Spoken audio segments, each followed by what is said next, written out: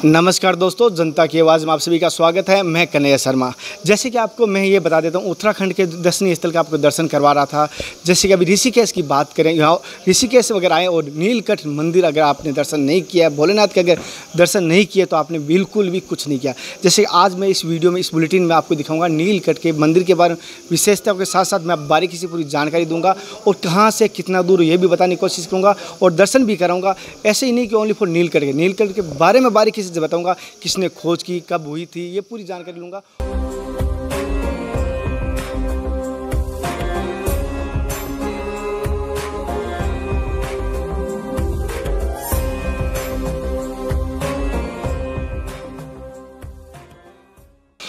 नमस्कार दोस्तों, जैसे कि आपको नीलकंठ का पूरा मैं दिखा रहा था, ऋषिकेश के साथ साथ नीलकंठ का महत्व बता रहा था। अब मैं आपको नीलकंठ के दर्शन करवा रहा हूँ और सभी से निवेदन करूँगा, एक बार नीलकंठ के दर्शन करें। और ऋषिकेश आता हूँ, नीलकंठ का दर्शन नहीं किया, बिल्कुल कुछ नहीं किया मेरी नज़र। तो देखिए, एक बार नीलकंठ का दर्शन करवाएंगे कैमरा मैन आपको।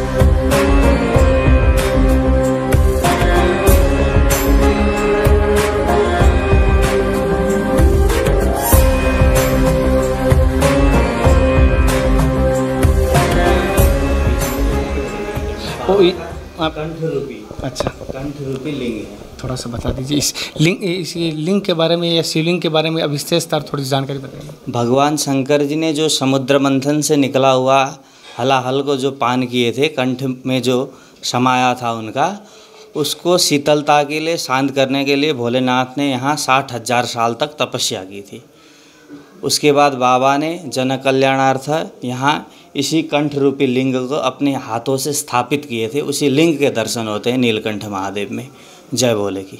अच्छा, जैसे कि इस नीलकंठ की खोज किसने की थी? सुना था किसी संत के बारे में, जो इसके बाहर समाधि भी है उनका। जी, लक्ष्मण भारती नाम के कोई साधु महात्मा थे। उन्होंने भगवान शंकर जी की पहले अभिषेक पूजा उन्होंने की थी। उनकी सिद्ध समाधि है बाहर, वहाँ भी आप दर्शन कर सकते हैं। वहाँ की भी नज़ारा भक्तों तक दिखा सकते हैं।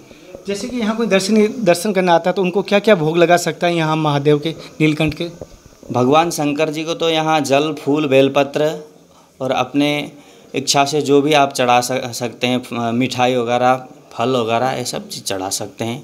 हाँ जी। और सुना है कि यहाँ जो भी सच्चे मन से जो मन मांगी जाती है वो पूर्ण होती है। बिल्कुल बिल्कुल सच्ची बात है। जो सच्चा मन से मांगता है बाबा ज़रूर उसकी सुन लेता है। जैसे कि मैं बता रहा हूँ। और जैसे कि यहाँ पे एक थोड़ा सा दूर बनाए गए और लिंग है, और ये तब से इतना ही है या साइज़ कम ज़्यादा हुआ है इसका कभी? ऐसा कुछ नहीं है। भगवान के कंठ के दर्शन कितना हो सकता है, कोई छोटा बड़ा कुछ नहीं है। बाबा के अलग अलग विग्रह में दर्शन हो जाते हैं। चलो धन्यवाद दोस्तों। जैसे कि आपको यहाँ पे मैं पूरी जानकारी देने की कोशिश कर रहा हूँ, हो सकता है थोड़ी बहुत अगर मेरे से कोई गलती होता है, लेकिन मैं आप सभी से निवेदन करूँगा, अगर कहता हूँ ऋषिकेश आते हो तो नीलकंठ का दर्शन करना ज़रूरी समझ लेना और अनिवार्य समझ लेना। हालांकि ज़्यादा दूर नहीं है, 22 किलोमीटर होगा, और आपको रास्ता रूट में पूरा बता भी दूंगा आपको। महादेव जी का रक्षक भस्म भभूति है, इसको धारण करते हैं। इसको धारण करने से शीतल आपको प्राप्ति हो।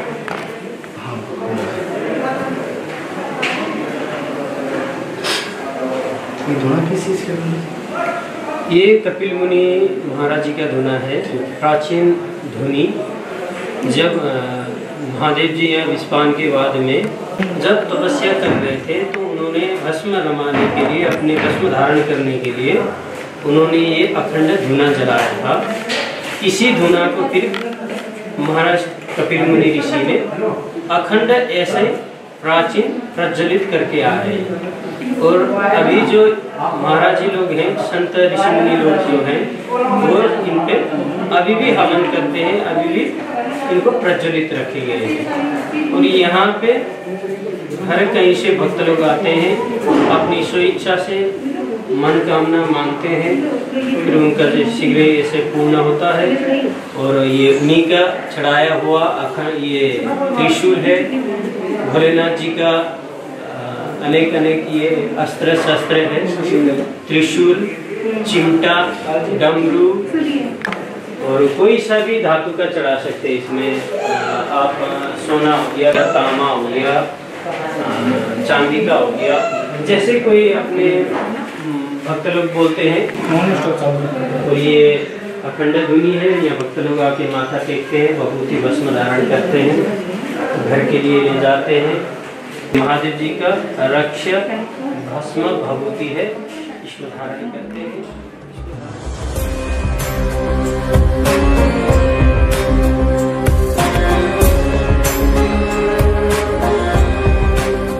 दोस्तों, जैसे कि हम यहाँ से बता रहा था आपको नीलकंठ के बारे में, लेकिन जैसे कि नीलकंठ की जो जैसे खोज किसने की उनके बारे में बात पूरी जानकारी लेते हैं।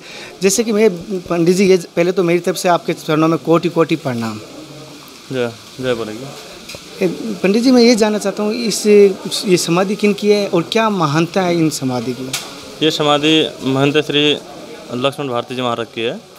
उन्होंने इस स्थान की खोज की थी। नीलकंठ बाबा का मंदिर यहाँ पर था, उनकी पिंडी यहाँ पर स्थापित है, उनके द्वारा पता चला था। और उन्होंने इस स्थान को समृद्ध करने में अहम भूमिका निभाई थी। उनके द्वारा ही इस स्थान को बनाने में, निर्माण करने में बड़ी भूमिका है उनकी। और उनके बाद ही इस स्थान में मतलब लगातार लोग आते रहे हैं और इस स्थान की वृद्धि होती गई है। जैसे कि इन्होंने कहा, इन्होंने इस पिंड की खोज की थी, इन्हीं के बदौलत आज सभी यहाँ पे आ पाते हैं। लोगों को किसी को पता नहीं था और ये बताई गई है। और जैसे कि और भी हम बात करेंगे दोस्तों, जैसे आपको दिखा रहा हूँ, हमारे साथ कंटिन्यू बनने रहिए।